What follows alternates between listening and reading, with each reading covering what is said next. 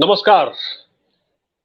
भारत के पूर्व army chief general Vijay Kumar Singh ने एक स्टेटमेंट दिया है और इस स्टेटमेंट से पाकिस्तान में खलबली मच गई है। जनरल वीके सिंह, जो कि इस वक्त भारत के केंद्रीय मंत्री भी हैं, भूतल राजमार्ग मंत्री, उन्होंने एक जनसभा में उनसे पूछा गया कि पाकिस्तान के कब्जे वाले कश्मीर को कब तक भारत में मिला लिया जाएगा। तो उन्होंने कहा, बस थोड़ा सा इंतजार कीजिए। कश्मीर यानी पीओके, पाकिस्तान ऑक्युपाइड कश्मीर, भारत का हिस्सा बन जाएगा। जब हालांकि भारत में ही है, लेकिन वो अवैध तौर पर कब्जा है कश्मीर का। और इस पूरे मामले पर बातचीत करने के लिए हमारे साथ मौजूद है आपके जाने पहचाने डॉक्टर अमजद अयूब मिर्जा साहब, जिनको परिचय की कोई जरूरत नहीं है। कश्मीरी है, मीरपुर से ताल्लुक है, एक्टिविस्ट हैं, आजकल यूके में रहते हैं और कश्मीर के यानी खासकर भारतीय कश्मीर और पाकिस्तान ऑक्युपाइड कश्मीर, उन पर वहां जो गतिविधियां हैं उन पर उनकी गहरी नजर होती है। डॉक्टर साहब, जनरल वीके सिंह ने कह दिया है कि बस थोड़ा सा इंतजार कीजिए, पीओके भारत में होगा। इससे पहले हमारे गृह मंत्री अमित शाह ने पार्लियामेंट में यह स्टेटमेंट दिया था कि पीओके को हम लेके रहेंगे। डॉक्टर साहब, फिर देर किस बात की है? जी बहुत शुक्रिया। देखें, ये जो वीके सिंह जी ने बयान दिया है, उन्होंने कहा है कि थोड़ा वेट करें, पीओजे के खुद ही शामिल हो जाएगा हमारे साथ। ये उनका असल बयान। तो वो सही कह रहे हैं। देखें, ये जो हालात हैं पीओजेके के, जिसकी बेसिस पे उन्होंने ये स्टेटमेंट दी है, बल्कि कमेंट किया है, वो हालात तो पाकिस्तान ने खुद पैदा कर दिए हैं ना, पीओजेके में और गिलगित बल्तिस्तान। वो इंडिया ने तो कोई ऐसा फौज नहीं भेजी या कोई ऐसा प्रोपेगेंडा कैंपेन नहीं चलाई पीओजेके के अंदर और गिलगित बल्तिस्तान के अंदर, या कोई रॉ के एजेंट तो पैदा नहीं किए वहां पे जो इंडिया की हमायत में वहां बात कर रहे हैं। ये तो सारा माहौल पाकिस्तान का अपना क्रिएट करना है। जब आप यूनाइटेड नेशंस की अप्रूव्ड सब्सिडीज खत्म कर देंगे हमारे लिए, जब आप हमारे पानी जो है, दरियाओं का पानी जिसको हम ब्लू गोल्ड कहते हैं, उसके ऊपर आप 9 हाइड्रो पावर प्रोजेक्ट बना के वहां से पैदा होने वाली सारी बिजली पाकिस्तान के नेशनल ग्रिड में डालेंगे, और 2 से 4 रुपए पर यूनिट जो बिजली आपको पड़ रही है, वो आप हमें 53 रुपए की, 55 रुपए की पर यूनिट बेचेंगे। जब आप हमारे जो गेहूं है, इसको स्मगल करेंगे ईरान और अफगानिस्तान में, जब आप हमारे लोगों को जिंदगी की बुनियादी जरूरियात से महरूम रखेंगे, तो फिर अवाम तो खुद ही फिर ये मजबूर होगी सोचने पे कि हमें यहाँ रह के गुलामी में और इस गुर्बत में और लाचारी में ये कबूल है, या हमें अपनी मातृभूमि के साथ जुड़ के तो एक खुशहाल जिंदगी गुजारना वो कबूल है। देखें जी। पांडे जी, बात ये है कि लोग जो होती है, जनता जो होती है, जनता जनता को कोई शौक नहीं होता प्रोटेस्ट करने का या धरने देने का या हड़तालें करने का। जनता के पास इतना टाइम नहीं है। जनता तो अपने जो है वो जॉब करने में और बिजनेस छोटे छोटे जो होते हैं या जो भी वो कर रहे हैं जिंदगी को सफल बनाने के लिए, लोग तो उस एक्टिविटी में बिजी होते हैं। लोगों के पास इतना टाइम नहीं है कि लोग अपना काम छोड़ के तो मुजाहरों में चले जाएं। मुजाहरों के लिए पैसे थोड़ी मिलते हैं।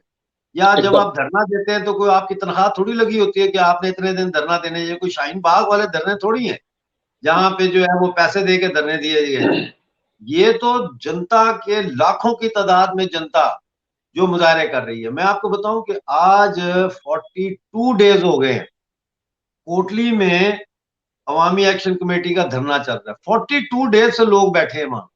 उनको क्या और कोई काम नहीं है करने को? इसी तरह से आज रावलपिंडी में 23 गवर्नमेंट डिपार्टमेंट्स जो है वो स्ट्राइक पे हैं।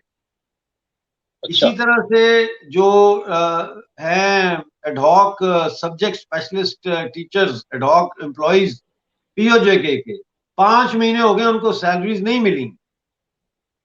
तो फिर वो सोचते हैं ना कि हमें सैलरी तो वैसे भी नहीं मिल रही, तो हम फिर प्रोटेस्ट करने निकल जाते हैं बजाय अपना काम करने के।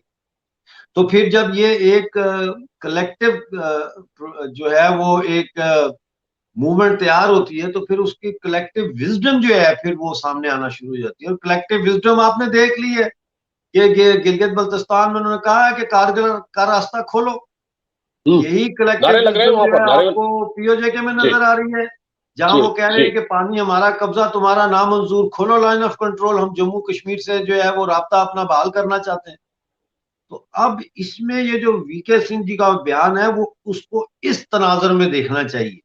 बहुत सारे लोग, कल भी मैं 7-8 इंटरव्यूज दे चुका हूं कल, जिसमें यही बात करिए कि शायद कोई बिहाइंड द सीन्स कुछ चल रहा है। भाई कुछ चल रहा है, भाई क्या चल रहा है? बिहाइंड द सीन नहीं चल रहा, स्क्रीन पर चल रहा है। जो जुल्म और जो ज्यादतियां हो रही हैं पीओजे के लोगों के साथ, वो स्क्रीन पर नजर आ रही है सबको। उसी को देखकर उन्होंने ये बयान दिया कि भाई ये खुद ही आ जाएगा पीओजे के। जी बिल्कुल ठीक कह रहे हैं डॉक्टर साहब। डॉक्टर साहब, एक तरफ मैं ये देख रहा हूँ कि पाकिस्तान में बिजली के बिल फाड़े जा रहे हैं, बिजली के बिलों में आग लगाई जा रही है। जी जी जी। आप पाकिस्तान के कब्जे वाले कश्मीर में जो हाल है आप बता ही रहे हैं, वो क्या है। हमारे जो पूर्व army chief, ex army chief V K Singh कह ही चुके हैं ये पीओके के मामले में कि भाई थोड़ा इंतजार कीजिए, आ जाएगा, बिना लड़े कश्मीर हम ले लेंगे, ऐसा कहा गया है। और हमारे डिफेंस मिनिस्टर राजनाथ सिंह भी ये स्टेटमेंट दे चुके हैं। डॉक्टर साहब, जहां तक पाकिस्तान की बात है, पाकिस्तान में जिस तरह के हालात हैं, और army chief Asim Munir Turkey भाग गए, और जबकि सरहद पर लड़ाई चल रही है, वहां टीटीपी के साथ चित्राल में वो घुसे हुए हैं। पूरा आर्मी हेडक्वार्टर, आपने एक वीडियो मुझे भेजा था जिसमें दिखाया था कि हेडक्वार्टर पर कब्जा कर चुके हैं। ये तो बहुत बड़ी बात है डॉक्टर साहब। ये तो देखिए ना, ये आप समझते हैं कि आसिम मुनीर जो है ये कोई फाइटर है, या ये वो उस तरह का फौजी है जिस तरह के इंडिया के फौजी होते हैं? नहीं नहीं नहीं, नहीं, आप गलत समझे। ये तो कारोबारी लोग हैं। ये आप देखें ना कि आसिम मुनीर जब से ये केयर टेकर गवर्नमेंट आई है पाकिस्तान में, तो क्या कर रहा है? बिजनेस कम्युनिटी को एड्रेस कर रहा है, पाकिस्तान के प्राइम मिनिस्टर केयर टेकर को कह रहा है इकॉनमी को ठीक करो, ये करो वो करो। और अभी ये जो G20 के बाद जो ये इंडिया और टर्की का जो अब बिजनेस रिलेशनशिप बन रहा है, ट्रेड बन रही है, वो तो जी। माइंड ब्लोइंग है ना, माइंड हाँ, ब्लोइंग है। तो बिल्कुल। सीमेंट का ही आप हिसाब लगा लें कि वो कितना उसमें टर्की को फायदा होगा। तो ये अब घबराए हुए हैं, ये वहां इसीलिए गया है कि भाई आप इन्वेस्टमेंट हमारे साथ करें, पाकिस्तान के साथ करें। और ये वहां पैसा मांगने गए हैं और इन्वेस्टमेंट लेने के लिए गए हैं। डॉक्टर प्लेजेस तो साहब, बहुत किए हैं लोगों ने। किसी ने कहा हम डॉक्टर 25 बिलियन डॉलर लगाएंगे पाकिस्तान में over a period of 10 years, किसी ने कहा 50 लगाएंगे। लगाएंगे, लगाया तो नहीं है ना। सऊदी अरब के जो शाह प्रिंस सलमान, वो तो पाकिस्तान के ऊपर से उड़ गए। तो क्या उस वक्त आसिम मुनीर सो रहे थे क्या? उनको पता ही नहीं चला। और ये तो सऊदी अरब ने जो कहा था इनसे हम 25 बिलियन लगाएंगे, लगाया तो खैर नहीं उन्होंने। लेकिन साहब, टर्की की हालत तो वैसे भी बहुत खराब है। टर्की की करेंसी तो इतनी नीचे जा चुकी है, उसका तो पाकिस्तान से ही बुरा हाल है। वो क्या इन्वेस्ट करेगा वहां पर, टर्की? तो ये बस। जो भारत को, डॉक्टर साहब, जो भारत को इन्होंने, उसने कहा है ना एर्दोगन ने कि जब ये G20 में आया तो उसने कहा कि हम भारत के लिए जो यूनाइटेड सिक्योरिटी काउंसिल है उसमें हम परमानेंट सीट के लिए, अगर जहां तक बात है तो हम भारत का समर्थन करेंगे। मतलब उसने कहा कि मिलनी चाहिए, समर्थन नहीं करेंगे, उनका मिलनी चाहिए। तो क्या ये इससे भी घबराया हुआ है पाकिस्तान?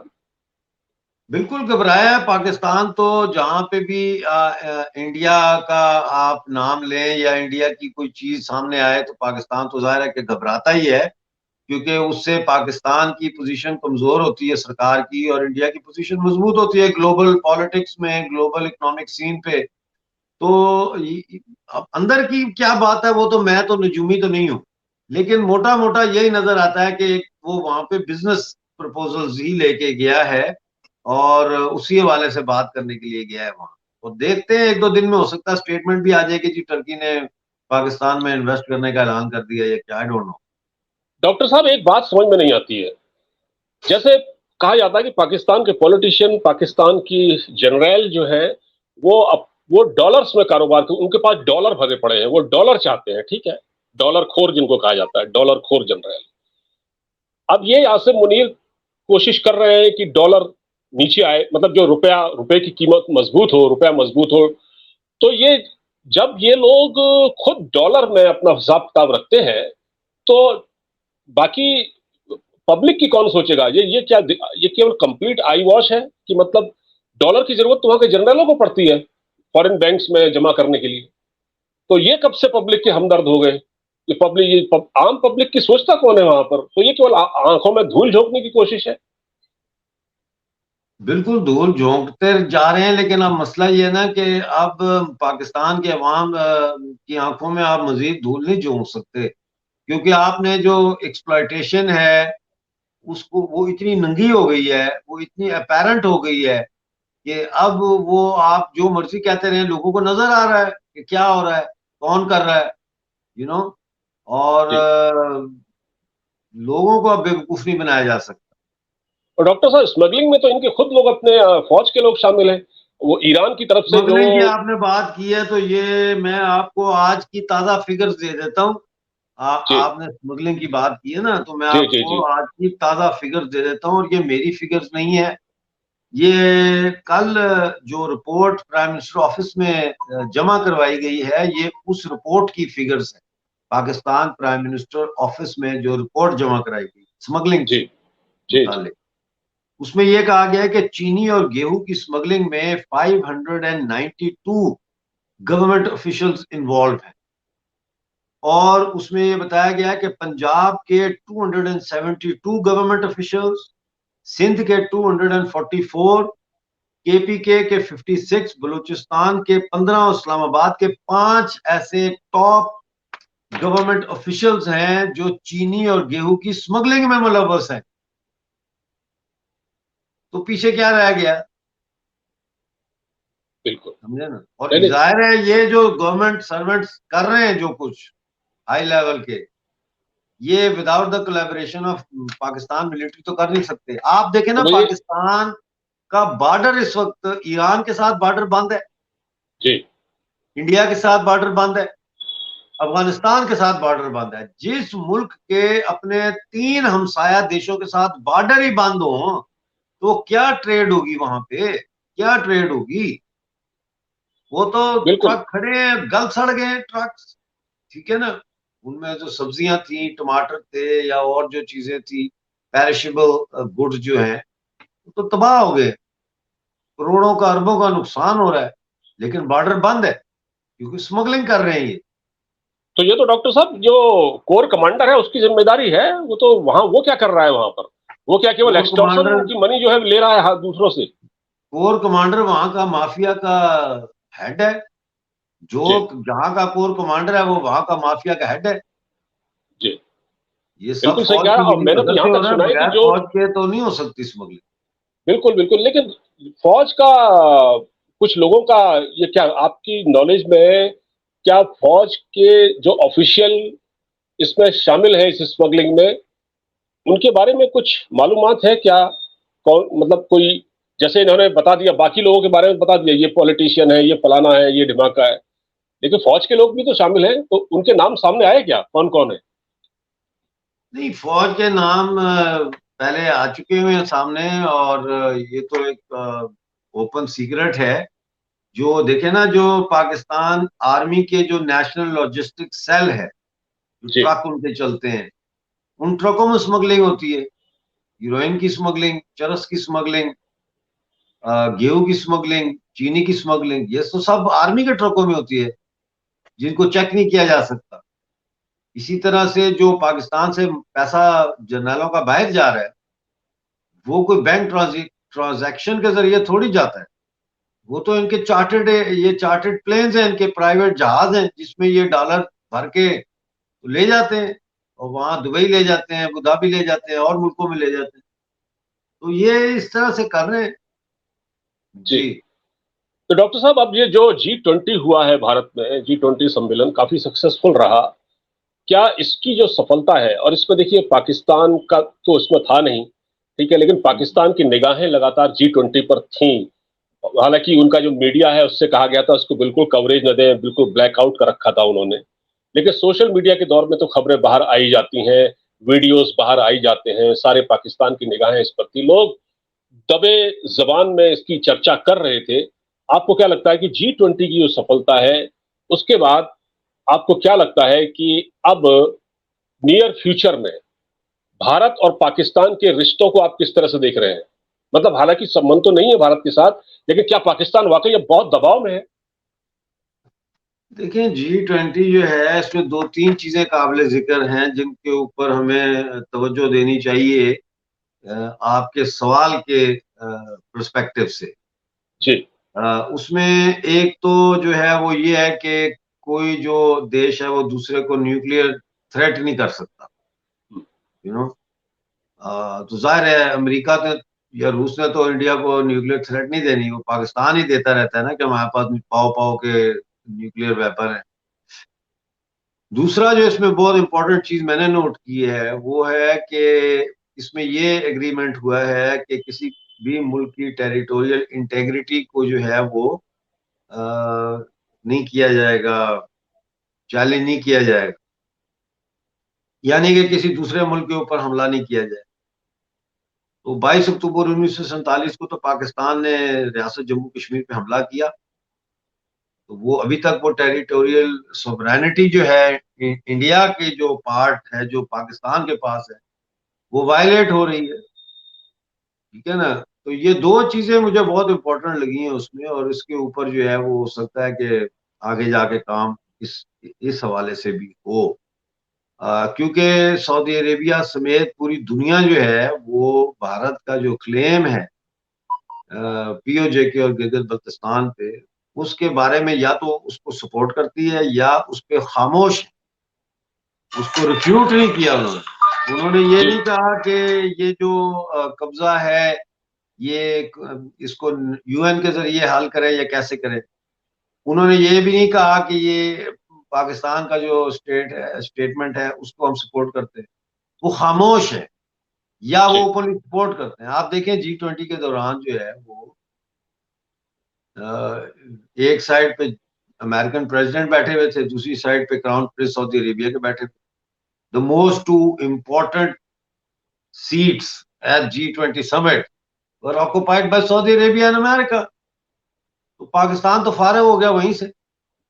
बिल्कुल सही कहा डॉक्टर साहब, क्योंकि सऊदी यूएई का बड़ा हैवी इन्वेस्टमेंट है हमारे कश्मीर में, और जितने मॉल, जितने वहां पर कॉलेजेस और जो भी वहां पर डेवलपमेंट का काम चल रहा है वो यूएई भरपूर कर रहा है। तो पाकिस्तान तो वैसे भी वहां साइड हो गया, और पाकिस्तान की अब कोई वहां कोई से नहीं, पाकिस्तान इस बारे में अब नहीं बोले तो ज्यादा अच्छा होगा। डॉक्टर साहब बहुत बहुत शुक्रिया आपका हमसे जुड़ने के लिए, बहुत बहुत धन्यवाद, आपने हमारे लिए वक्त निकाला। आपका नमस्कार, भी जय बहुत Hind. Thank you very much.